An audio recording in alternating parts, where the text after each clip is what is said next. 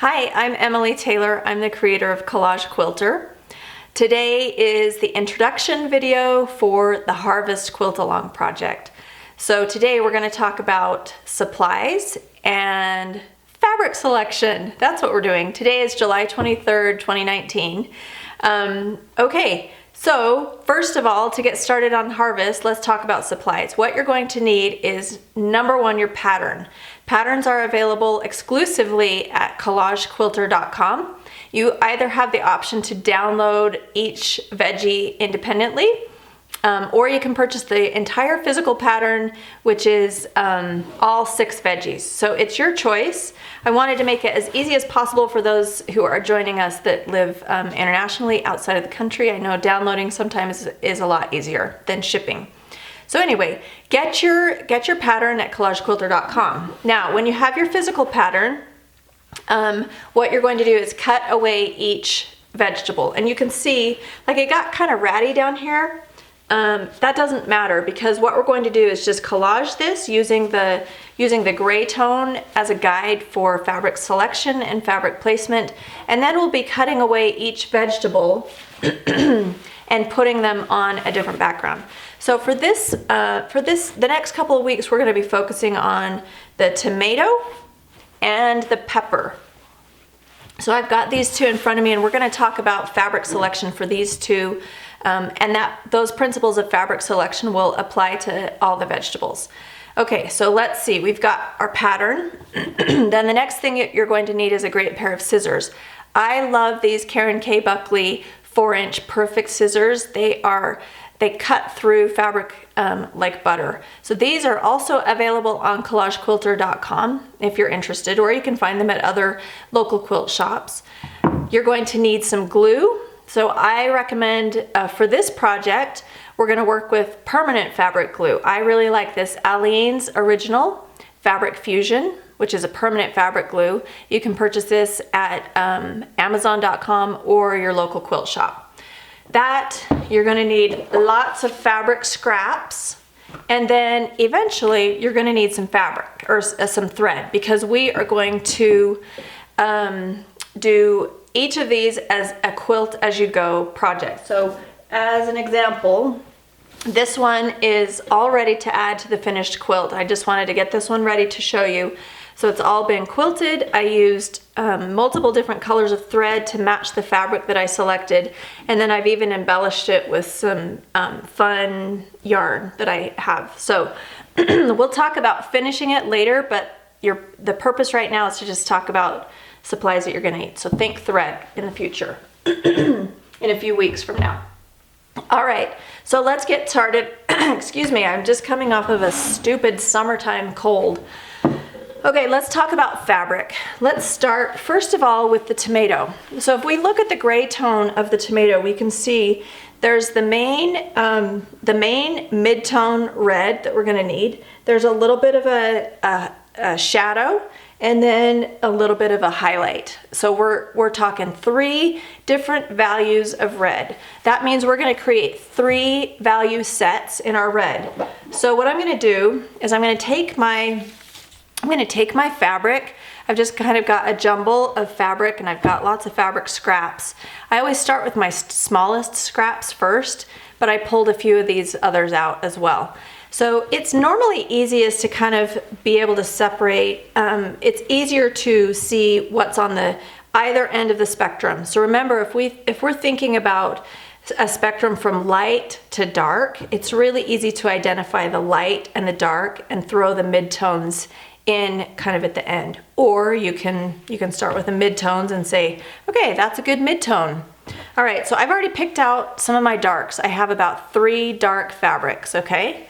So I'll just set that aside. That will be my dark set.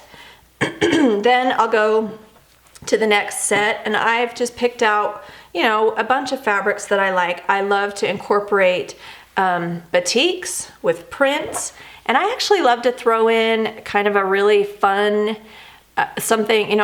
This is why I love Kaffe, because I see so much interaction, interplay with these colors. It goes really well with the reds that I've got, but it's got lots of greens and purples and pinks, just adding some variation And I like the way that looks together. Now in a minimal quantity. So if I just kind of hide it back here, you see a touch of it peeking out. I added in some French looking fabrics, and you can see I've got small scraps that I will use up. Okay, so that's a good set of my mid-tone values. Now all I need to do is compare it to my set of darks. How does that look? Is there enough contrast between the dark and the light? Yeah, I think so. I think that's gonna work really well. Now I'll move on to the lighter section. Now I can, I've got a few lighter pieces that are kind of orangey pinky. I can add those to this set, or I can kind of, as we're working on, now this is a round, we're trying to create something that's dimensional. So it's okay to have a transition. So I've got kind of my darker pieces up here. As I transition up to the top towards the highlight, I've got some pieces that are just plain pink.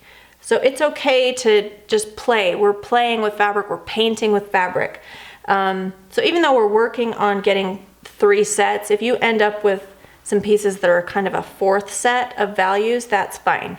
Remember, the more fabric that you can incorporate into your little collage, the more depth and interest it's going to have. So that's what I did. I added kind of some more orangey pinks like this.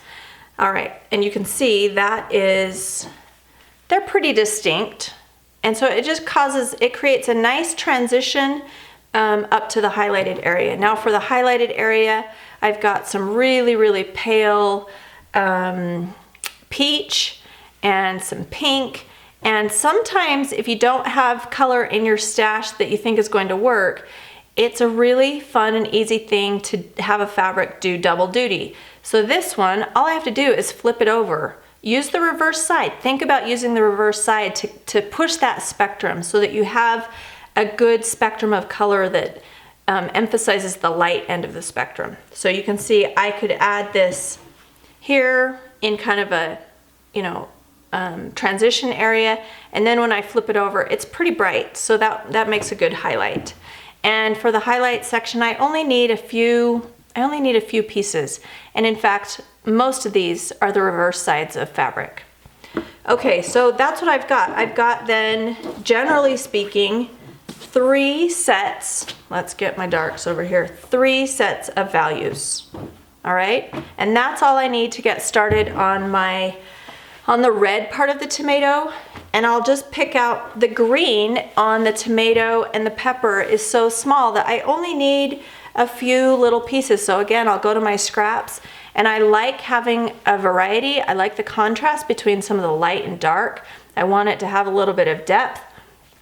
So I would just go over here and pick out a few pieces that I think are gonna look good with that, and maybe one dark piece like that.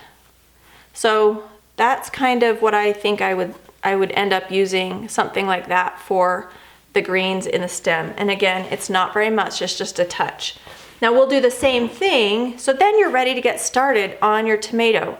So your step this week is to just make sure that you've selected your fabric and put it into your fabric sets. So you've collected all your supplies and you're working on pulling your fabric together. We'll do the same thing with the pepper. Now I want you to notice the pepper is quite dark.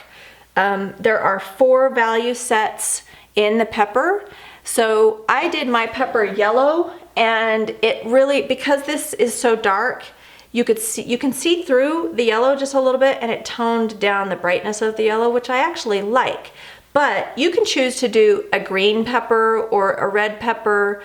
I don't care what color your pepper is, but just keep that in mind, that it's a dark color, and yes, when you put lighter colors on it, it's gonna show through. It will soften it a little bit. So I would do the same thing that I did with my reds. I would just start in my scrap pile and start pulling out what I think might be my mid-tone set, what I think might be my darker set. Now, the darker fabrics are gonna maybe even push the orange end of go to kind of the orange end of the spectrum. And the way I get those sets is I'm just comparing each fabric and just kind of assigning it to its respective set. And again, it's okay to use some prints because we're only gonna, we're only gonna cut off a smidgen of any print that we use. So I'm gonna just kind of, ooh, there's some of that cute French fabric. I really like that again. Now I feel like I'm gonna need some darker fabric, so I'm gonna pull in some of this, ooh, kind of muddy mustard color. I like that. The other thing that's kind of interesting on this, I pulled in some darker orange, and I added that just after this was finished to kind of emphasize that there's a line of differentiation between this darker value and this lighter value, okay?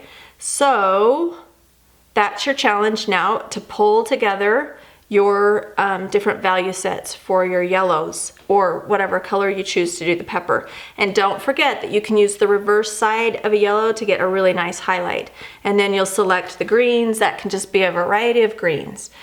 Don't be afraid to use batiks and printed fabric.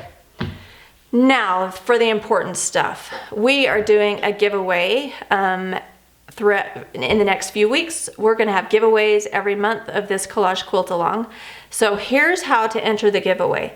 You either can post pictures of your finished collage. It doesn't have to be quilted yet, but your finished pepper or your tomato, post them in the Collage Quilt-Along with Emily Facebook group. If you're not on Facebook, you can post on Instagram. Here's the hashtag so that we can find you.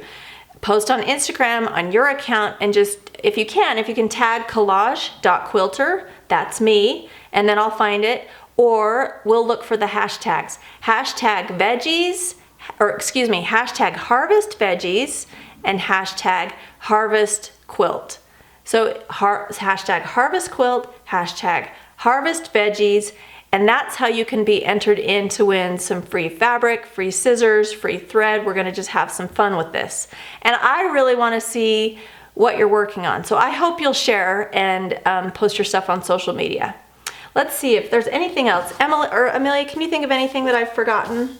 Nope. Okay, I do wanna mention the next video will be August 1st, and we'll talk about the actual cutting and applying. So catch that video August 1st. Let's see, I think that's about it. So I think we've covered everything. If you have any questions, if I've left something out and you're confused, go ahead and shoot me an email, emily@collagequilter.com, or you can always message me on Instagram, or you can find me in the Collage Quilt-Along with Emily Facebook group. So thank you for joining me in this fun little Collage Quilt-Along. I'm super excited to see how your veggie quilts turn out. So we'll be seeing more of you, and I'll talk to you later. Thanks for being here. Bye-bye.